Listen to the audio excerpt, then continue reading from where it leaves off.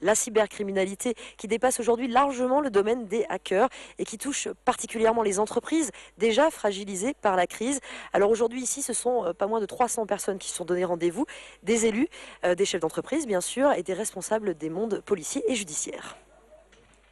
Peut-on donner des exemples très concrets de ces menaces qui planent sur les entreprises alsaciennes? L'exemple le plus courant qu'on peut trouver, c'est tout simplement un employé ou un associé qui part avec les fichiers de l'entreprise et pour créer sa propre entreprise ou aller chez quelqu'un d'autre, donc avec du comportement parasitaire. Donc ça, c'est un premier point.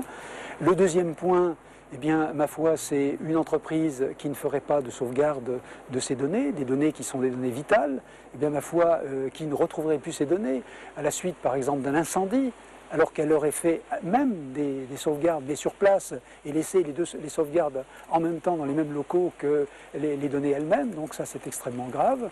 90% des entreprises, à la suite d'une crise ou une catastrophe comme celle que je vous ai citée, vont fermer. Actuellement, l'information est fondamentale. Si vous n'avez plus d'informations, vous ne pouvez plus tourner. Moi, j'ai également une petite entreprise. Je sais bien que si je perds mes informations, eh bien, je ne peux plus fonctionner, tout simplement. Alors justement, comment se défendre contre ces menaces? Quelles sont les armes dont disposent aujourd'hui les autorités? Réponse de la gendarmerie. Qui sont justement ces cybercriminels dont on parle aujourd'hui? Écoutez, je crois que c'est la criminalité du XXIe siècle.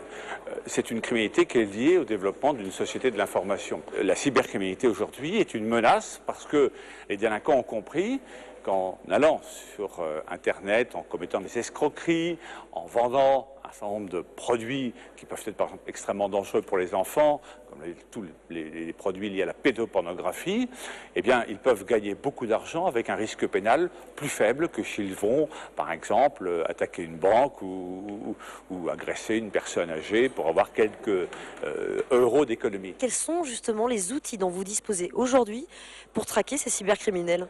Alors, les outils que nous avons aujourd'hui, c'est d'abord d'aller aussi sur la toile, comme on dit, pour infiltrer, c'est ce que nous permet désormais la loi, infiltrer un certain nombre d'acteurs qui eux-mêmes utilisent cette toile pour diffuser de l'information ou des images qui sont contraires à la loi, aux bonnes mœurs, qui peuvent être également des informations à caractère terroriste. Ce qu'il faut, c'est passer à une conscience